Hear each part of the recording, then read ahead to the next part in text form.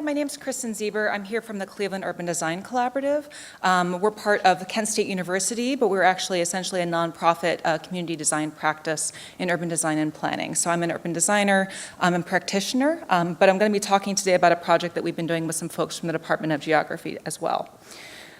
Just to give a little bit of background about the context of Cleveland, Ohio, where I work, this is our reality. Unlike a lot of the other cities in the room that are growing quite rapidly, Cleveland's been shrinking for quite a while. We have a lot of vacant land in our area, and a lot of the work that the CUDC has been doing across the last decade and more is really about finding ways to reframe the vacancy in our city as an opportunity, specifically as a way to improve the quality of life for the people who do still live in the city of Cleveland. One of the ways we can think about doing that is by using our vacant land to increase our climate resilience. So Cleveland is not a coastal city. We don't have to deal with some of the issues that the folks in the room do around sea level rise, flooding, things like that, but we are really susceptible to heat waves and extreme heat events. Clevelanders are really good at being cold and don't know how to be hot. So this is really exacerbated by a lot of our land use decisions across the last few years. A really strong impervious surface coverage, as a lot of cities do.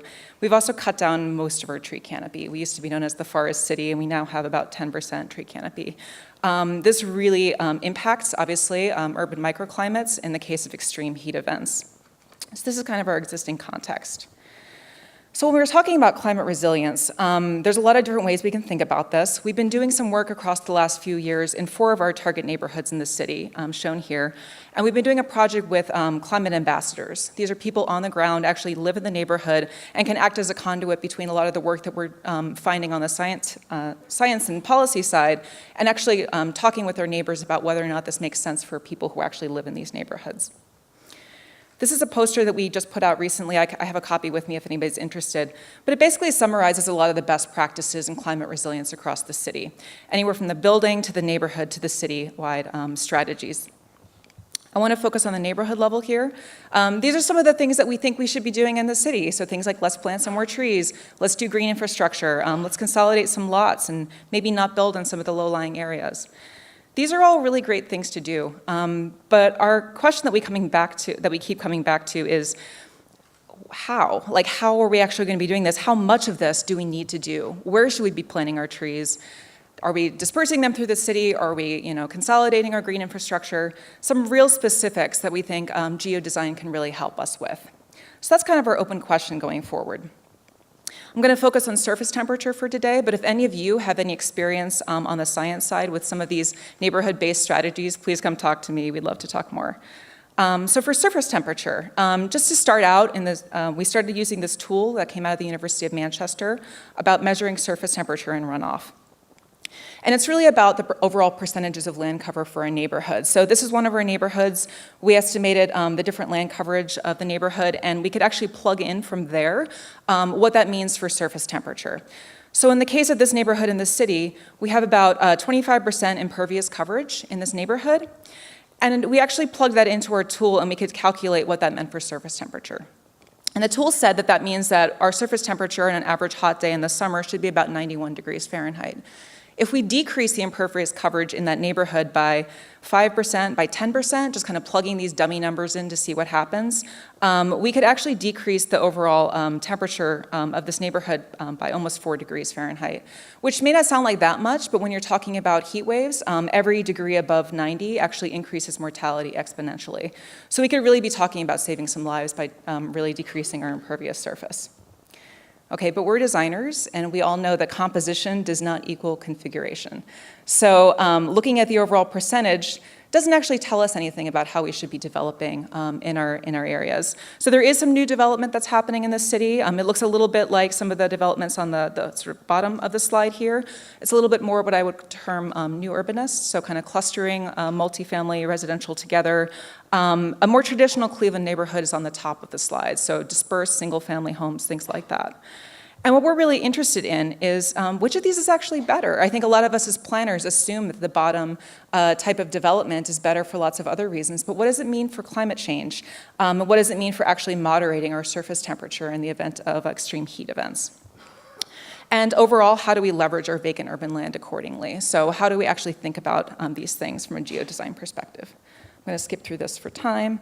Basically, this is just talking about how we're going to be comparing our surface temperature. So we're going to be using remote sensing data. This is a project that we started last fall, basically. We're going to be wrapping it up this summer, so I'm showing you some of the work that we're doing in process right now.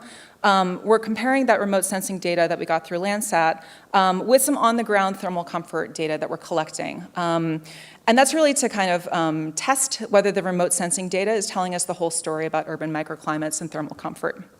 Landsat data, we all know what that looks like. For the actual on-the-ground data, we're using these handheld sensors called kestrels that tell us not just temperature, but a whole range of other factors about the weather that we're looking at here.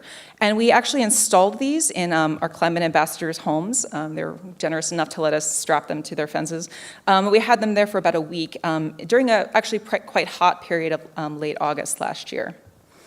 When we actually looked at the data from that, we found about the same range that you would expect, anywhere from 80 degrees upwards of almost 90 degrees, depending on the actual configuration of the area around here. So the top piece here, the person's yard that we installed it in is adjacent to a large park, and on the bottom it's adjacent to a large industrial area. So as you would imagine, that 10-degree difference makes a big difference here.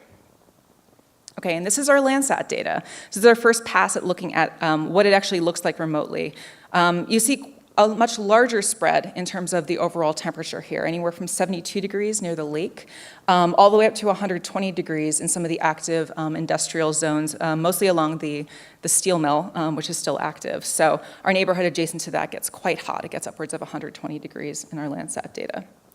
When we actually map these things against each other, we're finding, as you would imagine, that this Landsat data is higher than the temperatures that we're getting in people's backyards.